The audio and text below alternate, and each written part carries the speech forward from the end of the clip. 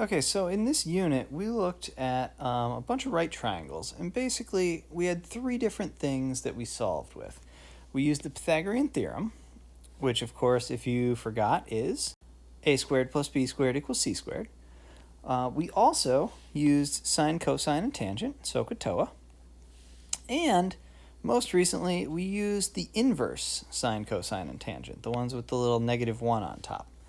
So these are the three ways you're going to solve things with right triangles, but there's specific times when you're going to use these.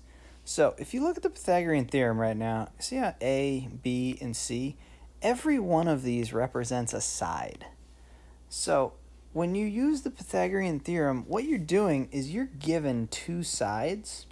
Start with two sides on your problem, and they're asking you to find a side.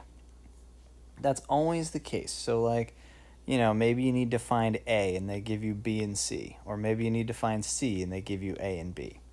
That's always the case with the Pythagorean theorem. You get two sides in your problem and you're trying to find a third side.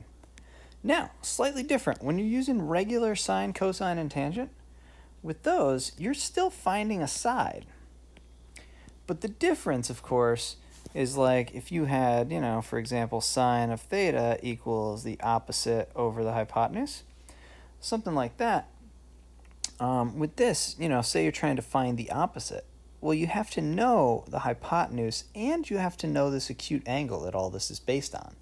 So in this case, you would have to be given one side and one angle.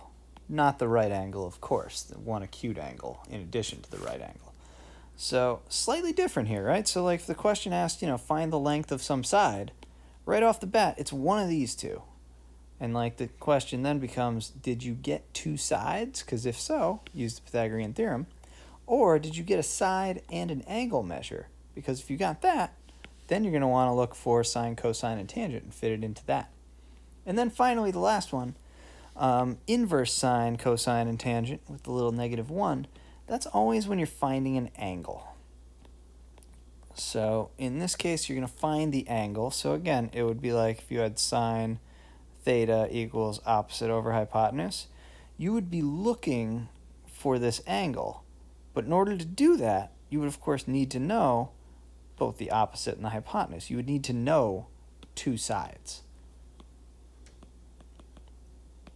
So this also becomes a thing. If you know that the problem is giving you two sides, then you're either using the Pythagorean theorem or you're using the inverse sine, cosine, and tangent.